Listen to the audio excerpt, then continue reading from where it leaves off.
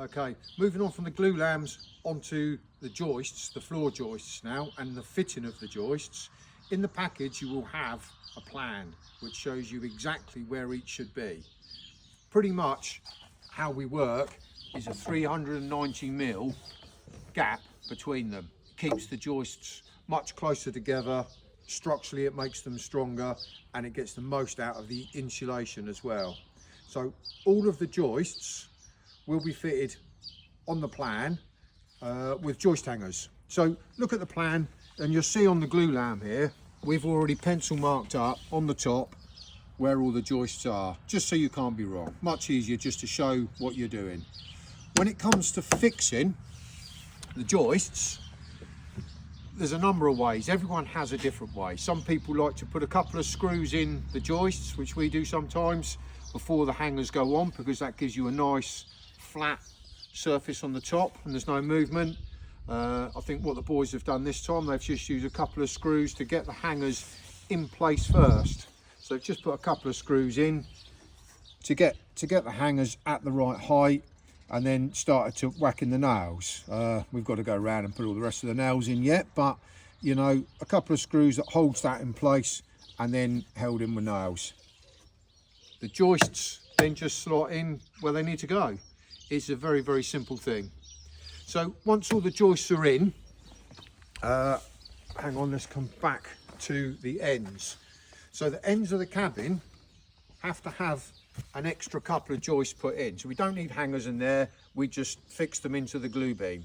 The reason for this is once you have the wool, your exterior wool, then you've got your breather membrane, your stud work, your insulation, your vapor barrier, and then your internal cladding. It brings you past the glulam. So we need the joists coming further so that when our floorboards sit down, it gives us something structural for it to sit on at the end. Okay, so once the joists are in, we then move on to putting our battens around the inside. So you'll notice all the way around we've put battens. The battens just fit flush at the bottom. Now the battens don't come in the right length and you have to cut them to size.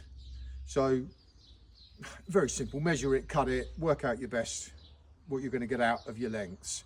Nail it or screw it, doesn't really matter. Once they're fixed, the whole point of these is so that we can then fit our rodent mesh. So this is the rodent mesh. Now you'll find we can't get that at 390mm, so these come in rolls that are 500mm. The easiest way that we find to do it is to have your roll. If you look over here, you'll see we just cut the rolls at once. So while it's in its roll form, you just cut it down to its 390mm.